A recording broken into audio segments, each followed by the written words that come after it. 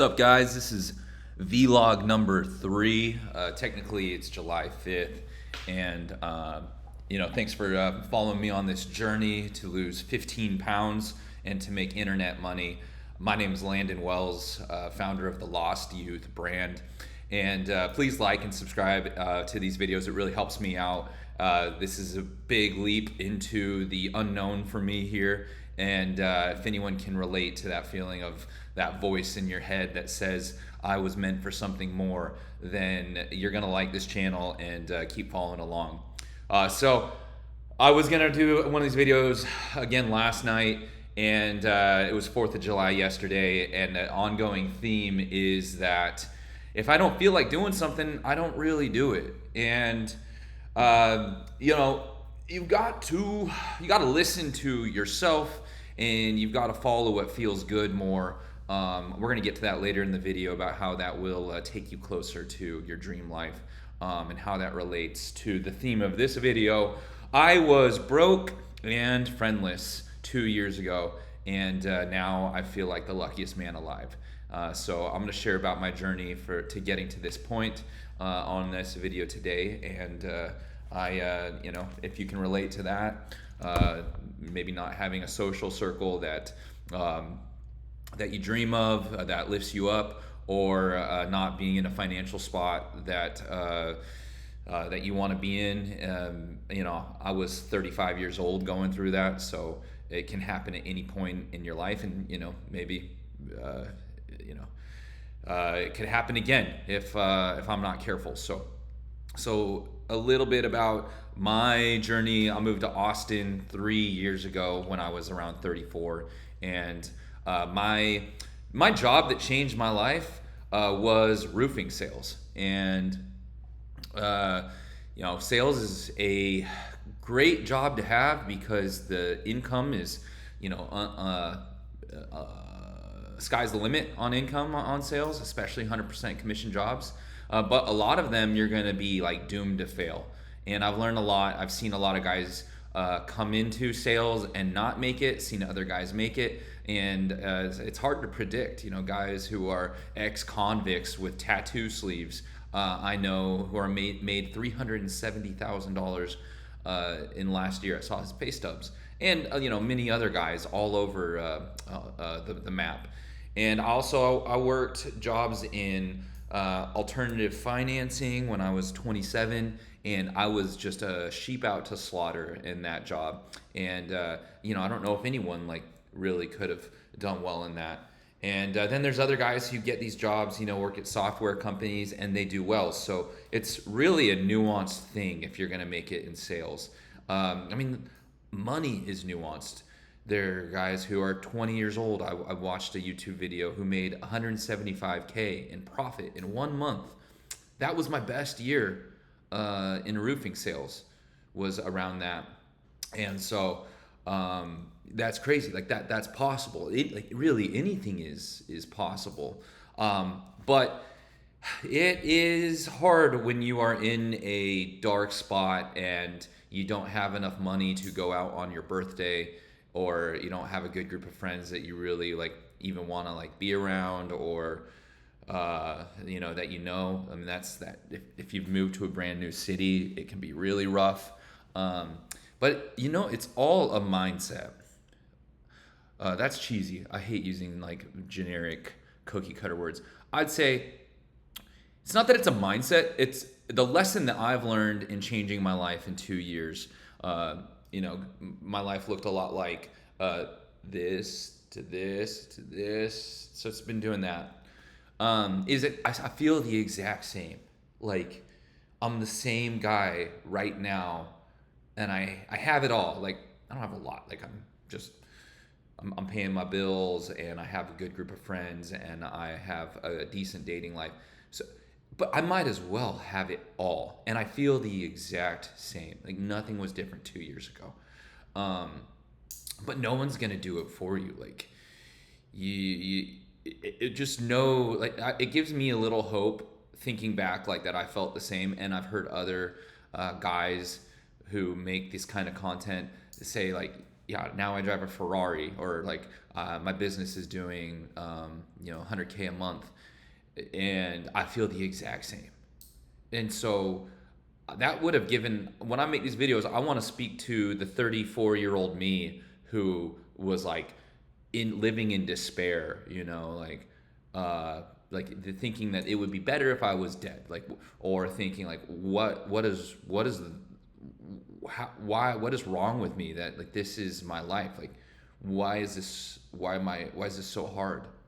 um if I could have told my 34-year-old self that 2 years ago, it would have given me like a lot of hope. And then you got to be a realist too, because I got this quote from the 50th Law, written by Robert Greene and 50 Cent. Man, I don't know why, like, I'm having a hard time. Eyes are like double vision. 50th Law, and it's about fear. And all of Robert Greene's books are really incredible. But 50th Law is a real good one, and about being fearless. And a lot of what was holding me back, like it really just kind of boils down to fear, because when you get over that, like, you'll change your life. If you don't like something and you imagine, a Ferrari, you imagine a higher income, and you're fearless, like, you go out there and you do it. And you just need to get the knowledge. And a lot of times that's like knowledge is gained through experience, or watching content, and having hope. So really, like, it boils down to being fearless and being optimistic, right? And this quote from 50 Cent was my favorite drug. And like I connected a lot with this because I really like partying, and I like surfing those waves of when you're getting buzzed, or when you are when you're doing party drugs, the euphoria, and like that ability to like diminish yourself and to feel kind of like more expansive. And so it's enjoyable. It's enjoyable to me. It's a high. It's drugs. But 50 Cent, he said his favorite drug is reality. You heard me right. It's just reality. And the more of it that I get, the more power I feel. And the more power I feel, the higher I am. So here I am, like, distracting myself, like the last 8 years with chasing these highs that come and they go, and sitting in, the same exact spot of the same kind of self-confidence and self-belief and fearlessness 2 years ago. The same place that I feel like I'd been, for as long as I remember. And this guy that it comes from the hood is talking about reality being a drug. And so that really changed my paradigm, because I wondered how these guys like really love the work they do, and that they build these businesses, and they just get their high from that. And so when I go to bed now, and I'm a big believer in prayer, not just like the religious spiritual aspect. It's like when I'm praying, there's this voice in my head that's praying to something else. It's praying to like an awareness. And it seems like when that voice asks for something, the answer comes eventually. And where that answer comes from, I don't know. It's making me like giving me a firm believer in God. Let me put my phone on do not disturb, guys.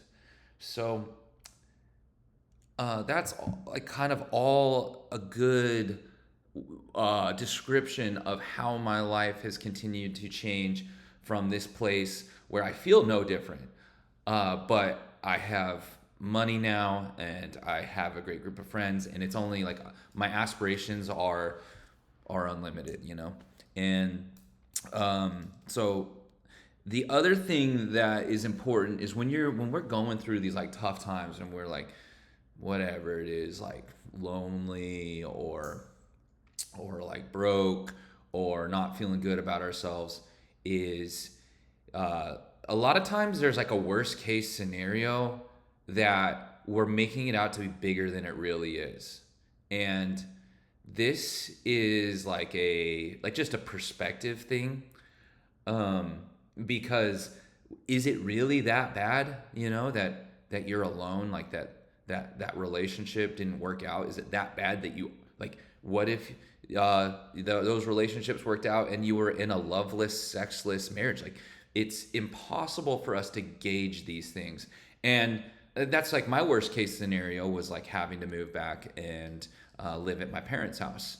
And at like 35 years old, like that sounds like a real ego punch, right? But like, if that's the worst case scenario and then I accept it, because is it really that bad? Like, not if you think like once I thought through the worst case scenario, it's like get to be around my mom and dad, like I love them. I get to like see my family more, like um really not what I want to happen, but then I accepted it. And I'm lucky I have that, and that took a lot of weight off. And that's a perspective even somebody who doesn't have that, like what do you call that luxury of having family to fall back on. Sure, most of you guys do. Like somebody, come sleep on my air mattress as like a worst case scenario, guys. Maybe it's being homeless. Um, and at least if you accept it, then you can inject that fucking reality, right? Like, kick me out tomorrow and put me on the street, and it's like, huh? If I can just accept this reality, I can change it. And there's something, and this is my final point, guys. If you accept the worst case scenario, you can start to be optimistic. And I don't know, I just had this like kind of epiphany, or I see what's going on around me, and I talk to friends about this. The only difference between the homeless broke person and the wealthy, successful person is their optimism. And there's this great story in the book, The Iconist, and I shared it on a previous video. A book that just I'm gonna keep rereading it, and it's gonna really form a lot of my concepts and my information that I package up for people. The story of the author's brother.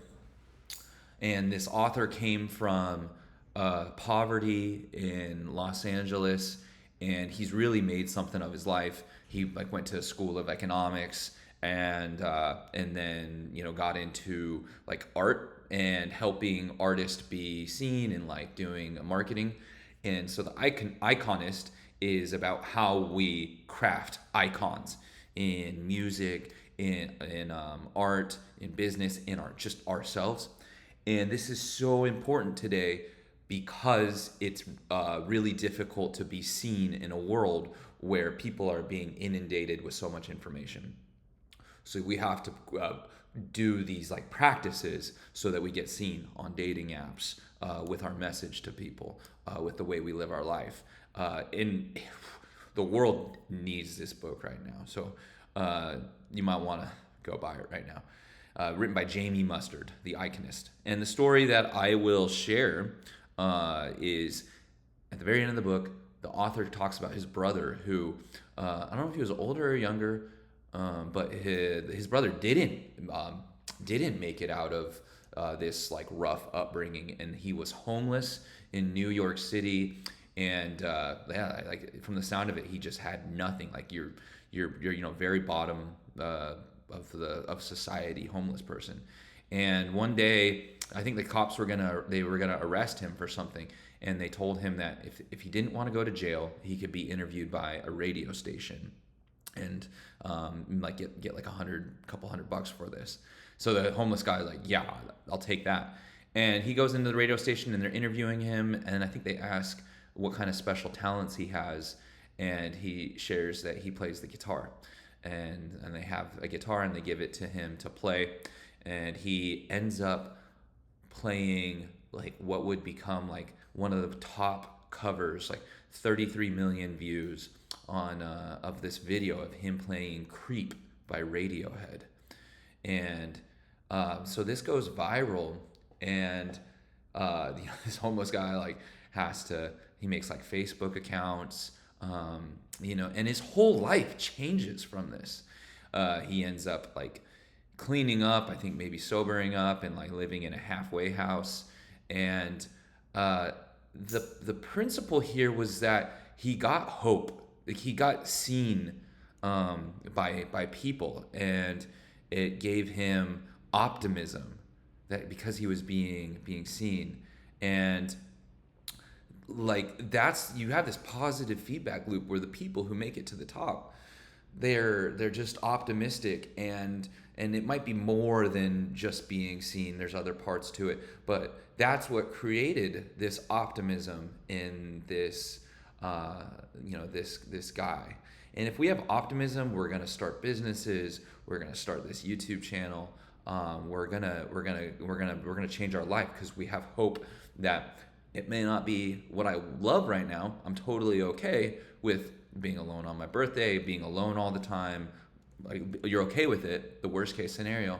And then, like, of course, like, life always gets better. And if we think that, then it will. Okay? Well, I put this down, this last point, and then I'll kind of be like logging off here and going about my day. Is, follow what feels good. And we a lot of us have this like limiting belief that if it feels good that we shouldn't do it, or that it's bad. It's kind of like the same belief that like we shouldn't enjoy making money. Like, these things get in the way, and that's related. We shouldn't enjoy making money, and like what if it feels good, it's bad. They're the same concept.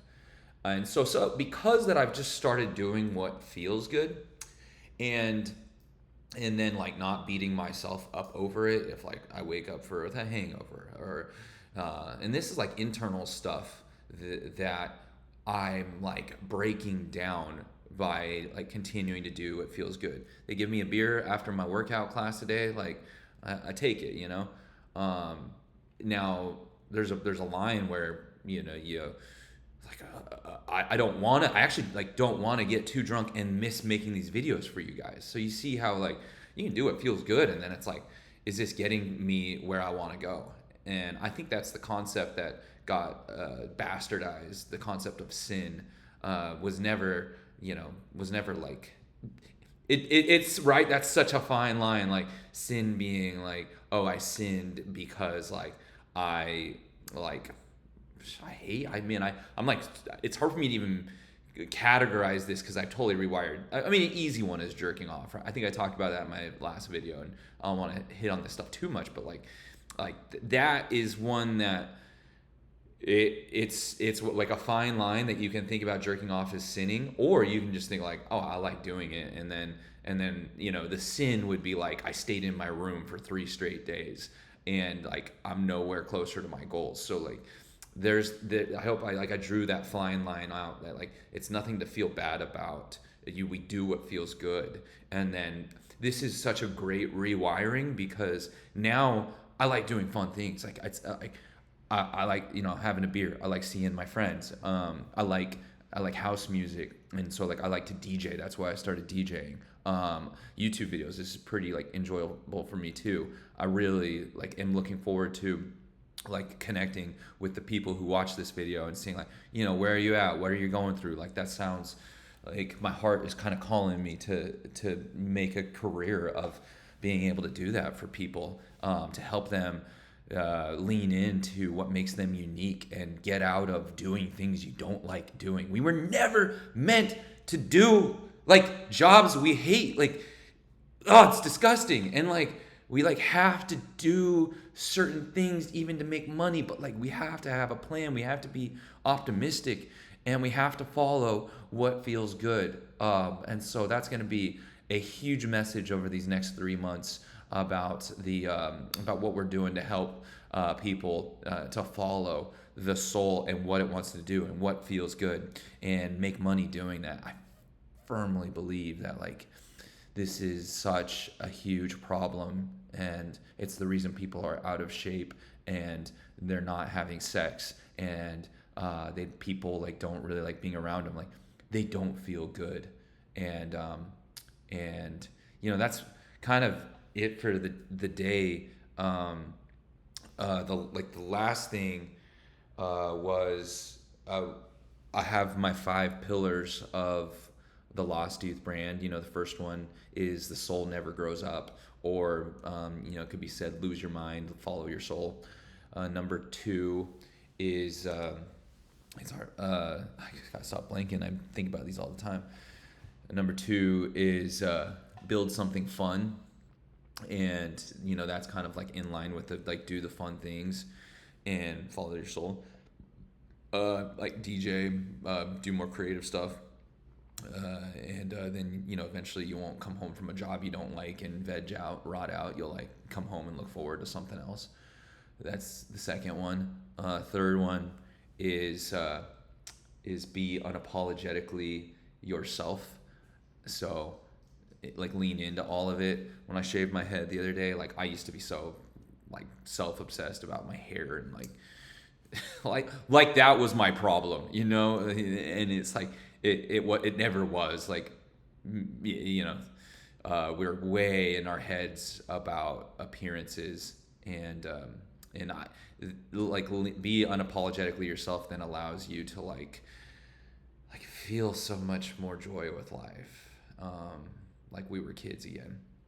And then the next one is walk before you run, and crawl before you walk, and walk before you run. And this is that's the one I wanted to close on, actually, is that one, because here I was 2 years ago. That's all it was. It was only 2 years ago. Like nothing going right for me, right? And the last thing that I would have told myself 2 years ago is like, I gave you all those little nuggets earlier, right, in this video. Accept the worst case scenario. You're gonna feel the exact same, and that's like just crawl first. Like, yeah, you don't know like what you're meant to do in life. There's so many options. Everyone makes it sound like it's so easy to make money. None of that matters. It's like just do the crawling first. And for me, that was like taking care of my like hierarchy of needs. So keep my spending low, work whatever job, to get out of that. And then from there, start doing the crawling. For me was making playlists on Apple Music, and it was like never giving up. Like, even maybe that's just the crawling is like getting out of bed for you, and like I can do this like one day, and I can like pray. I can pray for help. Maybe that's all your crawling is like, help me out, God, help me out, the universe, help me out, like help me out, whatever you want to. Maybe don't pray to idols, but like, you see what I'm saying? Like that's me. Like, maybe I'm like, help me out, like, buddy, like whatever it is, like you're just putting it out there. And then the beautiful thing is like, now that you've crawled, like maybe there's a little walking now. Maybe you purchase the DJ decks, and then you get them and you're like, oh, this is pretty cool. Like, I remember I got my DJ stuff, and I didn't even have it plugged in. I was just so happy. Like, this is something that I love so much, and I like saved up money, and I didn't have a lot, right? Like, and here I spent whatever it was, $1,000 on like speaker, and you can see my speaker over there. I was so joyful, my sound box, and I didn't even have it plugged in. I was like recording Instagram story, and a buddy who DJs saw it, and he's like, yeah, you should probably turn up the volume when you DJ. Like, I was like fake doing it, and but I mean, I was just so happy. I was like, ooh, decibels, what is that? You know what I mean? Like, completely unknown, and yeah, that's kind of really opened up my life, guys. I don't know if I'll be a pro DJ one day. I got to a point where I'm like, this is fun, like I can mix, but there's other priorities, that other goals that I have that are probably closer in line with what I want to do with my life. And maybe there's still, DJing can still be something that I do for a creative outlet.